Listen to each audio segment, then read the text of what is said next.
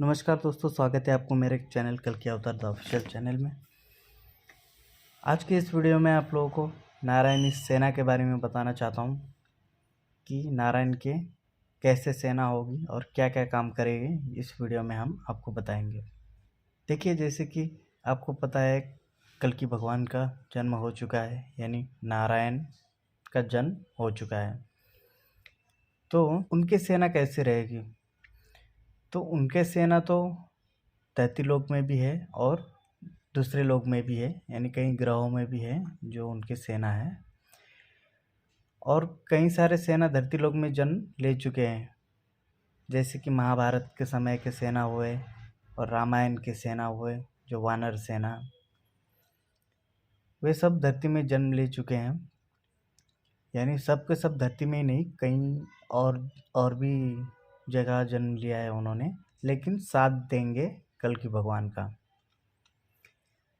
धरती लोक में भी जिन्होंने जिन्होंने जन्म लिया है, कई लोग उनसे मिल चुके हैं और उस काम में, यानी कल की भगवान की युग परिवर्तन और असत्य से लड़ने के लिए काम कर रहे हैं। तो अभी तो फिलहाल उनका काम कोई नहीं पहचान नहीं पा रहा है कि वे कैसे काम कर रहे हैं।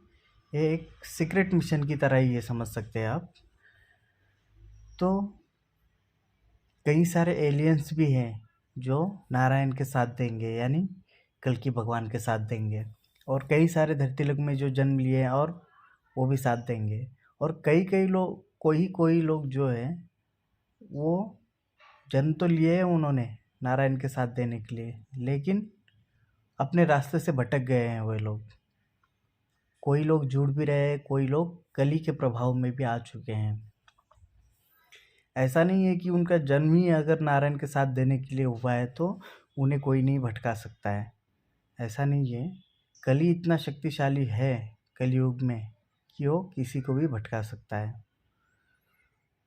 तो वो जो भटके हुए लोग हैं, अगर सही समय पे नारायण को पहचानते हैं और नारायण के साथ देते हैं तो उनका भी जीवन सफल हो जाएगा। क्योंकि अगर साथ नहीं देंगे तो उनका जन्म लेना ही व्यर्थ हो जाएगा और वो भी सज़ा के हकदार हो जाएंगे, यानी भी इस धरती में ही। तो बहुत सारे आम लोग भी हैं, यानी जिनका जन्म कल की भगवान का साथ देने के लिए नहीं हुआ है, वे भी इनके साथ देंगे, क्योंकि धीरे धीरे सबको पता चल जाएगा। तो कई लोगों को तो पता है नारायण कौन है, और बहुत सारे लोग उनसे जुड़ चुके हैं और अपना काम कर रहे हैं वह। और बहुत सारे लोग हैं जो उनको फॉलो तो कर रहे हैं, देख रहे हैं, लेकिन उनके साथ नहीं दे रहे हैं। तो उनके लिए ये है, अपना जीवन सफल बनाना है। धरती लोक में ही हमारा जीवन सुखदायक नहीं है। यानी धरती लोक में आप कहते हो कि आपके पास पैसा है, सब कुछ है, आप सुख से रह रहे हो, तो ऐसा नहीं है। जैसे कि पैसे वाला भी सुखी नहीं है। जैसे कि हमने एक बार कहा था कि ब्रह्मा जी का पूजा नहीं कर रहे हैं लोग, तो सुख कैसे मिलेगा उन्हें? तो एक कॉन्सेप्ट भी अलग है, इसके बारे में भी हम किसी दिन खुल के चर्चा करेंगे। यानी मैंने इससे पहले वीडियो में ही बताया गया था कि ब्रह्मा जी का पूजा क्यों ज़रूरी है। तो चलते हैं नारायणी सेना के पास। तो नारायणी सेना जो है वो कल की भगवान का साथ तो देंगे, और जो नहीं देंगे वे यहीं भटकेंगे। उनका जीवन बस धरती लोक में ही फंसे रहेंगे। जन्म तो लेंगे, लेकिन उनको सुख शांति नहीं, यानी दुखों का ही सामना करना पड़ेगा हर बार।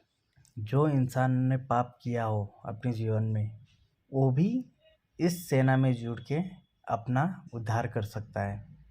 हालांकि पाप भी ऐसा देख के हैं, जो आप अच्छे काम करने के लिए नारायण के साथ दे रहे हैं तो आपको उसका फल भी मिलेगा। जो लोग एक ज्ञान सुन के अगर तो भी गलत काम करता है तो उसके लिए तो कुछ नहीं कर सकते। अगर वो ज्ञान सुन के सारे पाप करना छोड़ देता है, अच्छे के रास्ते चलता है, तो उसे नारायण जरूर क्षमा कर देंगे। और आप लोग तो सोचते हो भगवान दयालु है, वो माफ़ कर देंगे। दयालु है भगवान, लेकिन हर किसी के लिए नहीं है। आप पाप करते रहो और माफ़ी मांगते रहो तो वो माफ़ थोड़ी ना करेंगे। दयालु है अपने भक्तों के लिए। और कल की भगवान धरती पे ही नहीं बल्कि आसमान में भी लड़ाई लड़ रहे हैं। उनकी सेना लड़ रही है अंधेरे के साथ। अभी उन्हें खुल के सामने आना ज़्यादा देर नहीं है। 24 में वो आ ही जाएंगे और बहुत लोग जानेंगे उन्हें। तब वो अपने चमत्कार दिखाएंगे, बहुत अद्भुत चमत्कार दिखाएंगे। हालांकि कई लोग अपना अपना तर्क, अपना अपना अलग विचार रखते हैं कि कल की भगवान ऐसे होंगे वैसे होंगे टीवी सीरियलों के अनुसार। तो बहुत सारे लोगों का एक भ्रम है अंदर से कि प्रकट होके आएंगे तो ही मानेंगे, गायब हो जाएंगे तो ही मानेंगे, अपने सर के अपने ऊपर हाथ घुमाएंगे, हमारा सारा दुख तकलीफ सब हर देंगे तो ही मानेंगे। तो ये सब नहीं करेंगे वे सब ये करने नहीं आ रहे हैं। उनका उद्देश्य अलग है, उनका काम अलग है। युग परिवर्तन तो करना ही है, फाइनल जजमेंट भी है, अंधेरे से भी लड़ना है। तो इसीलिए ये पूरे के पूरे 64 कला का खेल है और 64 कला से ही ये खेल खेलेंगे। यानी महानारायण ने स्वयं अपने बेटे को भेजे हैं इस काम के लिए। जैसे महानारायण ने कहे थे, जो ज्ञान आएगा, अद्भुत ज्ञान, वही इस मनुष्यों का उद्धार करेंगे। महर्षियों को ज्ञान तो दिया था, लेकिन पूर्ण ज्ञान नहीं दिया था।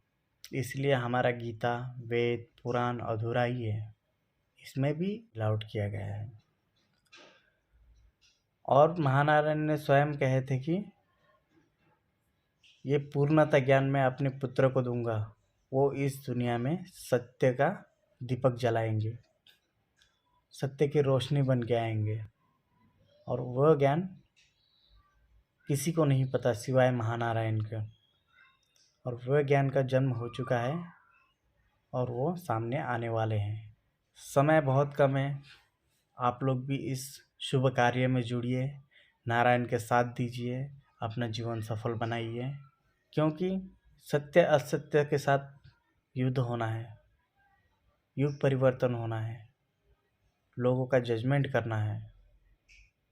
तो बहुत बड़ा कार्य है ये, कोई छोटा मोटा कार्य नहीं है। इसमें अगर आप लोग साथ दोगे तो आपका ही कल्याण है।